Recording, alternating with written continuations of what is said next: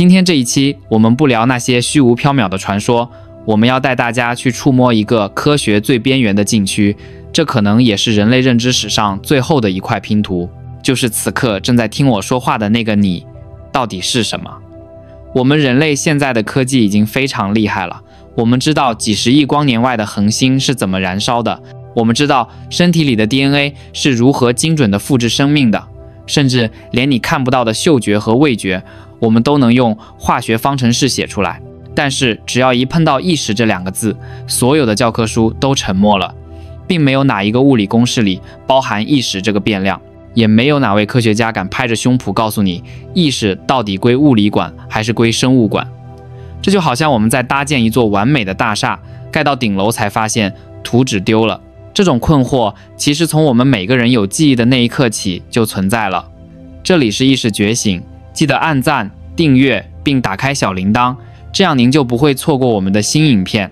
如果你去問主流的科學家意識是從哪裡來的，他們大概率會告訴你，這需要一個極其複雜的大腦，你需要數以億計的神經元加上複雜的突觸連接，仿佛只要零件夠多，意識就會像魔法一樣自動蹦出來。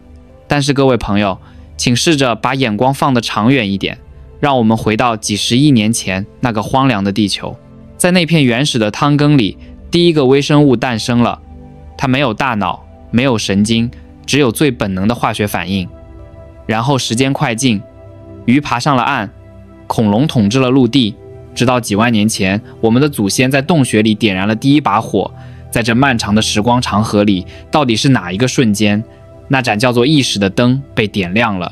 這是一場漫長的黑夜，還是突然的黎明呢？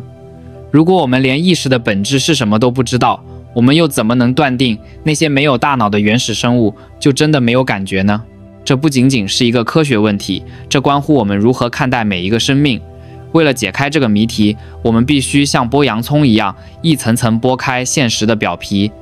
我們要去探尋，在這個充滿血肉的身體裡，是不是藏着一種超越經典物理的力量？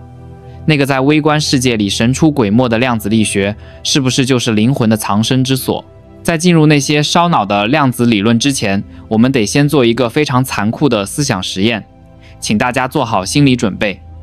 哲學家們曾經提出過一個讓人細思極恐的概念，叫哲學僵屍。這可不是電影裡那種吃人的怪物，他們看起來和你我一模一樣。你想象一下，你對面坐着一個人，正在和你喝咖啡，他會笑，會點頭，會回答你的問題，甚至會抱怨咖啡太燙。從外表看，他的每一個動作，每一個表情都完美無缺，但是他的身體內部，大腦裡空空如也，沒有任何主觀體驗。他就像一台被編程的極其完美的生物機器，他感覺到燙會縮手，那是因為神經反射，而不是因為他覺得疼。他看見紅色會說是紅色，那是因為視網膜分析了光譜，而不是因為他體驗到了紅。在他的軀殼裡，沒有一個觀察者，沒有一個我存在。你可能會覺得這太荒謬了，怎麼可能有這種東西？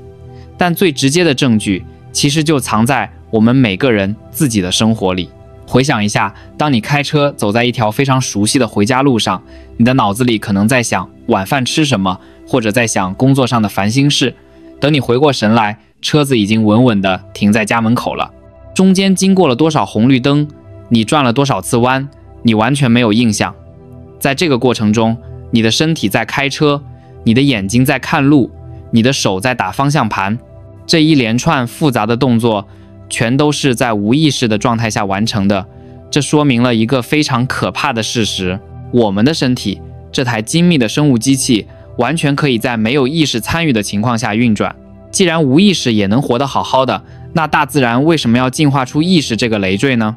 這就是進化論裡最大的 bug， 也是我們今天要破解的核心懸念。主流觀點認為，人類有一些行為是機器無法模仿的，比如我們在創作一首詩時的那種感動，比如我們在解開一道數學難題時，腦海裡那種靈光一現的瞬間。這背後必須有一個強大的統籌者，我們管它叫思維。思維不僅僅是對外界刺激的反應，它是一種主動的整合，它把無數碎片化的信息強行捏合在一起，創造出一個全新的世界。但這又引出了一個新的麻煩，一個讓神經科學家抓狂的麻煩。這個麻煩在科學界有一個專門的名字，叫捆綁問題。為了聽懂這個問題，我們要把時鐘撥回到3萬年前，想象一位穿着獸皮的原始藝術家正趴在幽暗的洞穴深處，他的面前站着一頭巨大的野牛，那是他的獵物，也是他的神。這時候，野牛身上的氣味分子飄進了他的鼻孔，這些分子刺激了他的嗅覺細胞，變成了一串電信號。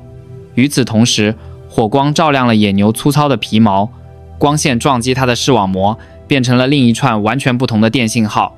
野牛沉重的呼吸聲震動了它的耳膜，又變成了聽覺信號。請大家注意，這3串信號在身體裡走的是完全不同的高速公路。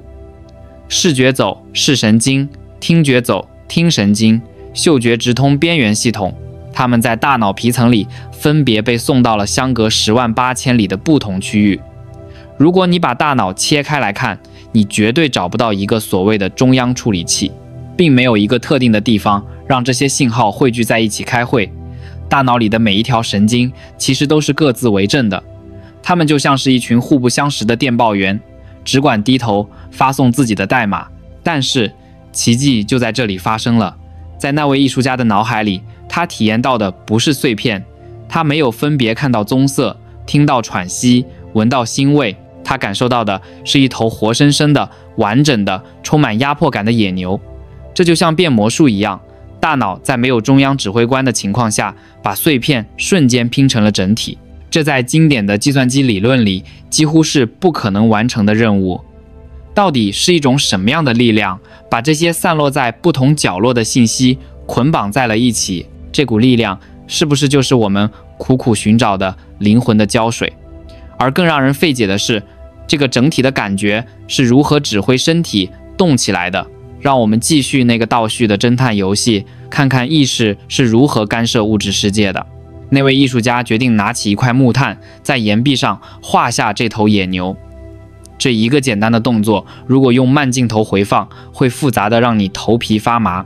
我們先看最後一步，他的手指緊緊捏住了木炭，這是因為手臂上的肌肉發生了劇烈的收縮。肌肉為什麼會收縮？那是因為一種叫肌球蛋白的分子像微小的馬達一樣在拉扯纖維，而給這些馬達供電的是突然湧入細胞內部的鈉離子。這就好比給一個個微小的電池瞬間充滿了電。重點來了，這些鈉離子平時是被關在門外的細胞膜上，有一種極其精密的閥門，叫做離子通道。這個詞非常關鍵，它是我們通往量子世界的鑰匙。請大家一定要記住，只有當離子通道打開的那一瞬間，鈉離子才能像洪水一樣衝進去。那到底是誰打開了這個閥門呢？是因為連接肌肉的神經末梢噴射出了一種化學物質，這種化學物質就是我們常聽說的神經遞質。那神經末梢為什麼要噴射遞質呢？那是因為一股電流，也就是動作電位，從脊髓一路傳了過來。我們順着這根導火索一直往回追，追到大腦深處的神經元。神經元的結構長得特別像一隻趴着的蜘蛛，它有一個大大的肚子，叫細胞體，還有一根長長的尾巴，叫軸突。教科書上總是告訴我們，神經傳導就像電線通電一樣簡單，但實際上這完全是一個誤導人的比喻。真實的神經傳導根本不是電子在流動，它是細胞膜上一連串離子通道，像推倒多米諾骨牌一樣，一個接一個的開合。這是一場化學反應的接力賽，是一場發生在你體內的微觀爆炸。每一個神經元都像是一個守門的衛士，它時刻都在做着複雜的數學運算。上游傳來的信號夠不夠強？要不要把這個信號傳給下一個兄弟？這是一套極其嚴密的邏輯機制，嚴密到容不下一絲一毫的自由意志。如果每一個神經元都只是在機械地執行命令，如果是上一個神經元決定了下一個神經元的反應，那我們把這條因果鏈條推到最源頭，那個最初的指令，那個我想畫畫的念頭到底是從哪裡蹦出來的？在這個機械的、冰冷的、像齒輪一樣咬合的神經網絡裡，根本就沒有留給靈魂插足的空間。除非在這個微觀的齒輪之間藏着一種我們看不見的幽靈，一種能打破因果律、能無中生有的力量。說到這裡，很多崇拜技術的朋友可能會反駁，他們會說，你太小看大腦的複雜性了，我們的大腦裡有860億個神經元，這可是天文數字，每個神經元又通過幾千個突觸和其他神經元相連，這構成了一個比整個互聯網還要複雜的超級網絡。有人提出了心智計算理論，這聽起來很時髦，他們認為只要計算足夠複雜，量變就會引起質變，就像一堆沙子堆不出城堡，但1億噸沙子就能堆出沙漠。他們覺得只要神經元連接的足夠多，意識就會自然湧現。但是請大家冷靜地想一想，如果你把算盤珠子增加到1億個，它能突然學會寫詩嗎？如果你把水管連接得像迷宮一樣複雜，裡面的水能突然學會思考嗎？現在的超級計算機運算速度早就超過了人腦， DeepMind 的 AI 可以橫掃圍棋界， ChatGPT 可以寫出驚豔的文章，但即使是最頂級的 AI 專家也會承認，這些硅基芯片他們並不知道自己在下棋，也不懂自己寫的字，他們依然是那個最高級的行屍走肉。這說明了什麼？說明單純的計算，單純的複雜性疊加，並不是意識的源頭。我們的大腦裡一定發生着某種與眾不同的運算，某種現有的計算機根本無法模擬的運算。這種運算可能不再依賴那冰冷的0和1，而是依賴一種更模糊、更不確定、更接近宇宙本質的狀態。這就把我們帶到了那個最玄幻的領域——量子力學。有一位敢於挑戰權威的數學家叫羅傑·彭羅斯，他站了出來，指着那些神經學家說：“你們都錯了，大腦根本不是一台生物計算機，大腦是一台量子計算機。”這個觀點一拋出來，在科學界簡直就像扔下了一顆核彈。有人罵他是偽科學，有人奉他為先知。為什麼說大腦是量子的？這又要回到那個著名的薛定諤的貓了。在這個微觀世界裡，一個東西可以同時處於2種狀態，它可以既是0又是1，既是生又是死。彭羅斯認為，這種神奇的疊加態才是我們擁有自由意志的根本原因。但是人體可是個又濕又熱的大火爐啊，脆弱的量子態怎麼可能在這種環境下生存呢？別急，接下來我們要講的故事將會徹底顛覆你對生命的認知。那些藏在細胞深處的秘密通道，可能比我們想象的要精彩10000倍。接上回書說，彭羅斯認為大腦是量子做的，這話聽起來很酷，但到底什麼是量子計算？別被這個高大上的詞嚇到了。拿出你的手機，它現在的芯片是基於傳統物理學的，裡面的信息就像無數個微小的開關，要麼開是1，要麼關是0。這就是二進制的世界，黑白分明，非此即彼。但是量子計算的世界完全是另一套規則。請大家在腦海裡想象一個圓形的羅盤，傳統電腦的指針只能死板地指着北極或者南極，但量子的指針它是懸浮在球體中間的，它可以指向赤道，可以指向任何一個經纬度，它可以同時既包含北的信息，又包含南的信息，這就叫量子位。它比那個死板的開關靈活了10000倍。但這還不是最厲害的，真正讓科學家感到戰慄的是量子之間的那種糾纏，這就像是2個量子位之間連着一根看不見的橡皮筋，不管它們相隔多遠，只要你撥動其中一個，另一個瞬間就會做出反應，沒有任何時間延遲。如果我們把這種糾纏運用在計算上，那威力簡直可怕。大家小時候應該都聽過那個棋盤放米的故事吧？國王要獎賞國際象棋的發明者，發明者說，請在第一個格子裡放1粒米，第二個格子裡放2粒，第三個放4粒，以此類推。國王一開始覺得這人真傻，只要幾粒米，結果還沒放到棋盤的一半，整個國家的糧倉都空了。這就是指數級增長的恐怖之處。傳統電腦加一根內存條，性能只能提升一點點，這是線性的。但量子電腦只要增加1個量子位，算力就能直接翻倍。如果有300個糾纏的量子位在一起工作，它的計算能力就能超過把整個宇宙所有原子都做成電腦的總和。而我們的大腦裡可不僅僅只有300個粒子啊！如果大腦真的是用這種方式在思考，那我們每個人頭頂上頂着的簡直就是一個微縮的宇宙。聽到這裡，你可能已經熱血沸騰了，覺得原來我這麼厲害，我是宇宙最強超算。但是先別急着高興，現實馬上就要潑一盆冷水了。量子狀態雖然強大，但它有一個致命的弱點，它極其脆弱，簡直就是個碰不得的瓷娃娃。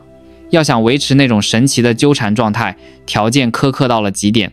科學家造量子電腦，必須把芯片凍到接近絕對零度，還要把它放在真空中，隔絕一切輻射和震動。為什麼呢？因為任何一點點外界的干擾，哪怕是一個熱原子的撞擊，量子位之間那根看不見的橡皮筋瞬間就會崩斷，那個神奇的旋轉球體立馬就會坍縮成死板的零和一。這個過程物理學上叫退相干，簡單說就是量子魔法失效了，變回了凡人的石頭。現在看看我们的大腦，摸摸你的額頭，它是熱的，37度恆溫，裡面充滿了流動的血液、亂竄的化學物質、嘈雜的電信號。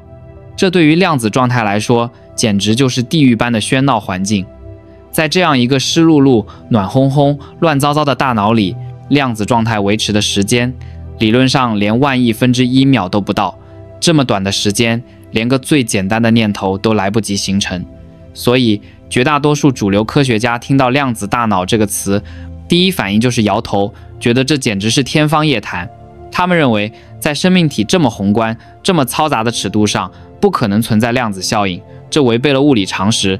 但是羅傑·彭羅斯不是普通人，他拿過諾貝爾物理學獎，是霍金的摯友。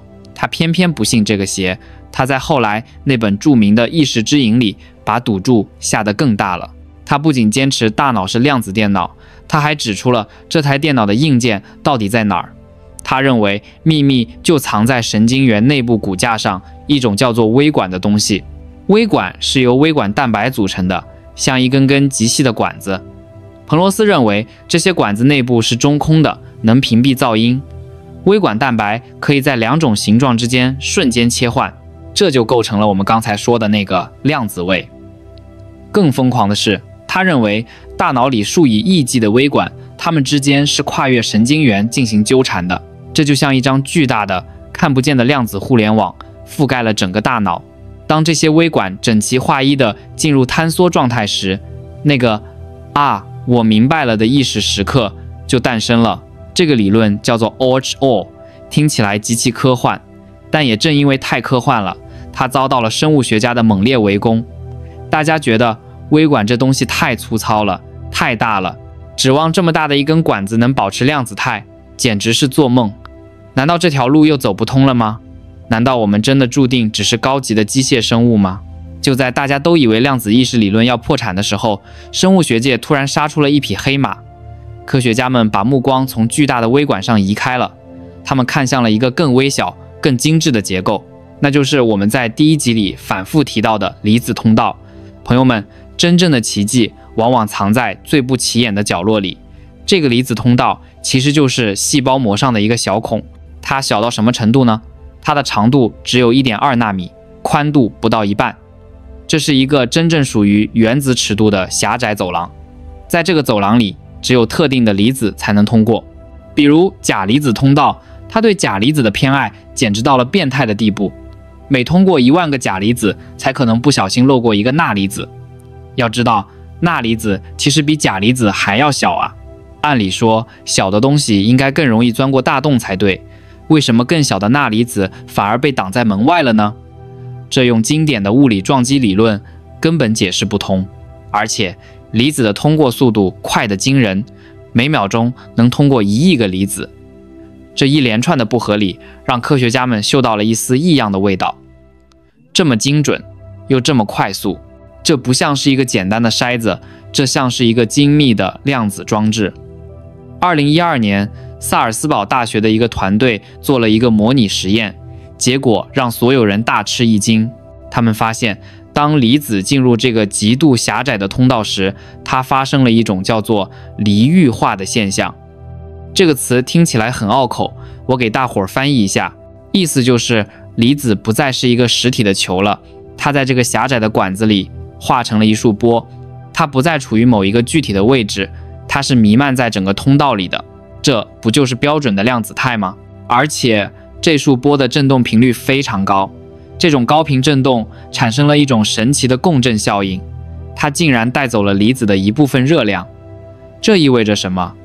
朋友們，這意味着離子通道自帶了一台量子冰箱，它通過共振強行冷卻了通道內部的環境，它在那個濕熱的大腦裡硬生生開闢出了一塊極寒的飛地。這塊飛地足夠讓量子狀態維持很長一段時間，長到足以完成一次複雜的計算。原來大自然早在幾十億年前就已經掌握了量子冷卻技術。我們人類現在費勁巴拉造的那個龐大的量子電腦，原來最核心的技術一直就寫在我們的 DNA 裡。現在我們終於把邏輯鏈條接上了。